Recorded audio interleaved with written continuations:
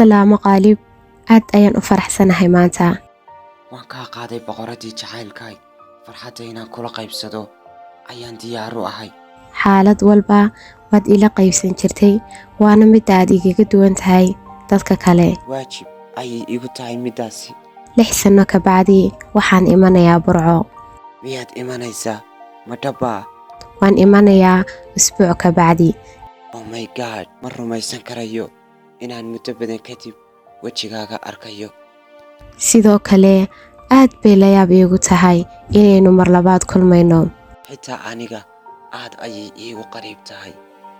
Rajooyinkii burburay in ay dib u hana qaadaan ayaan jecelahay. dabcan aad baan uga haweynahay inay rumoobayaan riyooyinkeennii. Wax walba sidoodii bay u noqon doonaan. kadeedkii wuu dhammaaday kolkeenii baa la gaaray kalkii farxadda bilaabmay nuur baa mugdigii kaxee